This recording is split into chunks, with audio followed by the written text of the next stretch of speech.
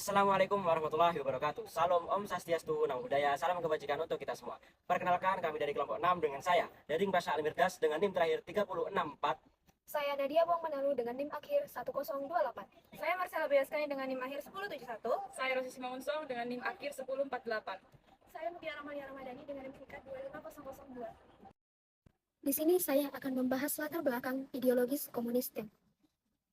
Jadi, Tiongkok itu sejak dulu sudah kuat dengan ideologi komunisnya. Dari zaman Mao Zedong tahun 1949, semua hal seperti pendidikan, agama, dan juga media dipakai untuk menolak kapitalisme dan menjaga sosialisme.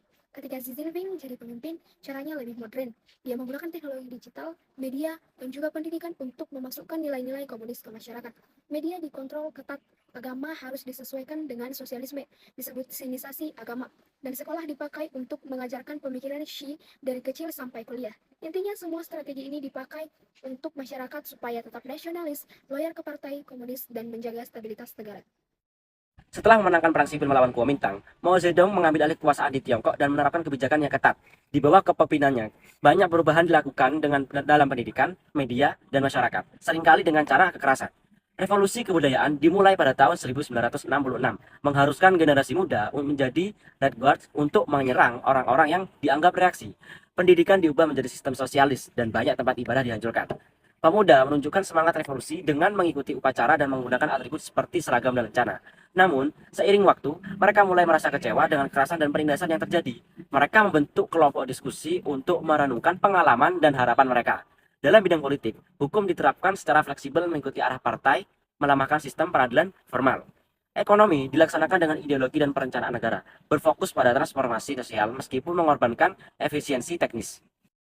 Pada era kepemimpinan Deng Xiaoping, ideologi komunis tetap dijadikan sebagai landasan, akan tetapi implementasinya dilakukan secara lebih pragmatis melalui kebijakan reformasi dan keterbukaan. Dalam bidang ekonomi, Deng menggeser sistem komando menuju sosialisme pasar dengan membuka ruang baru bagi investasi asing, kepemilikan individu berskala kecil, dan perdagangan bebas terbatas, sehingga mampu meningkatkan produktivitas serta menurunkan angka kemiskinan. Di sektor pendidikan, pemerintah memulihkan perguruan tinggi yang terganggu pada masa revolusi kebudayaan, mendorong penguasaan ilmu pengetahuan serta teknologi, serta mengirim mahasiswa dan peneliti ke luar negeri untuk mendukung modernisasi. Secara politik, sistem tetap berpegang pada dominasi Partai Komunis Cina tanpa memberi ruang demokrasi liberal dengan penekanan pada stabilitas nasional, bahkan disertai penindasan terhadap oposisi seperti terlihat dalam peristiwa Tiananmen 1989. Bidang agama tetap dikontrol ketat negara. Aktivitas keagamaan hanya diizinkan dalam wadah organisasi resmi di bawah pengawasan pemerintahan sejalan dengan ateisme ilmiah yang menjadi garis ideologis sementara.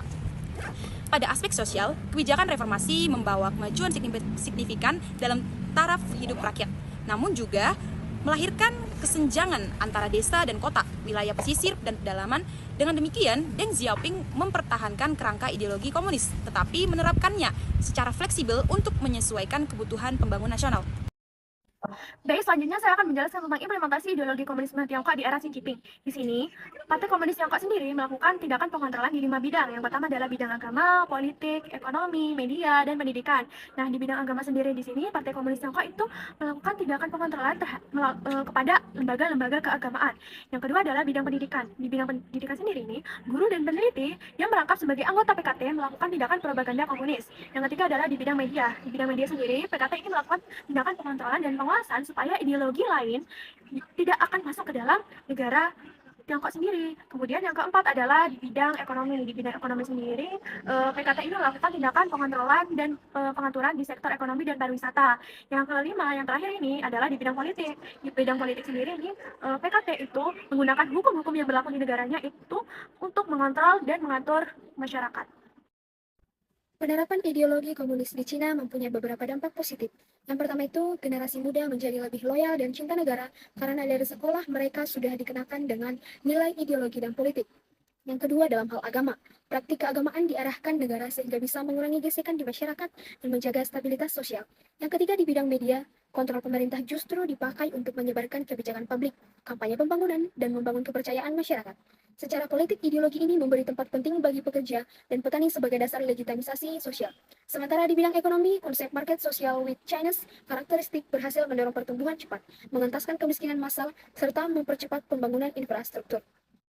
Dampak negatif dari era Deng Xiaoping adalah seperti ketimpangan sosial atau kesenjangan antara wilayah pesisir dan wilayah pedalaman. Yang kedua, korupsi dan nepotisme, penyalahgunaan kekuasaan oleh pejabat-pejabat lokal. Yang ketiga, eksploitasi buruh, kondisi kerja buruk dan rendahnya perlindungan para pekerja. Yang keempat, kerusakan lingkungan, polusi dan deforestasi akibat industrial cepat. Yang kelima, represi politik, pembatasan kebebasan berpendapat, dan puncak tragedinya ada di tragedi Tiananmen 1989. Di sini saya akan membacakan ideologi komunis Vietnam dan Tiongkok. Meski sama-sama menganut Marxisme dan Leninisme dan menetapkan Partai Komunis sebagai pusat kekuasaan, Vietnam dan Tiongkok memiliki arah pengembangan ideologi yang berbeda. Tiongkok mengembangkan konsep sosialisme dengan karakteristik Tiongkok melalui tokoh seperti Mao Zedong dan Xi Jinping. Dengan reformasi ekonomi cepat sejak 1978 dan dominasi sektor swasta memiliki kontrol politik yang tetap ketat. Sebaliknya, Vietnam mengusung Ho Chi Minh Chong yang dipadukan dengan nasionalisme dan menerapkan reformasi ekonomi secara bertahap sejak 1986 dengan negara dominan dalam ekonomi. Dalam politik, struktur partai di Tiongkok sangat terpusat dan disiplin, sedangkan di Vietnam lebih fleksibel dengan dinamika versus internal. Nasionalisme di Tiongkok digunakan sebagai alat diskriminasi dan kebijakan luar negeri, sementara di Vietnam menjadi inti ideologi dan berakar dari perjuangan anti kolonial. Perbedaan ideologi Pancasila dan komunisme di Tiongkok. Ideologi komunis di Tiongkok bersifat otoriter dengan kontrol ketat oleh partai komunis, terutama terhadap kebebasan individu dan sistem politik. Sebaliknya, Pancasila menjunjung demokrasi dan kebebasan dan hak asasi manusia dalam rangka hukum nasional. Walaupun Tiongkok kini terbuka dibandingkan dengan era Mao Zedong, kebebasan tersebut tetap diawasi ketat oleh PKT. Sementara itu, Pancasila memberikan ruang kebebasan dan lebih luas dengan tetap berlandaskan pada nilai-nilai kemanusiaan, demokrasi, dan keadilan sosial. Sekian presentasi dari kami. Terima kasih.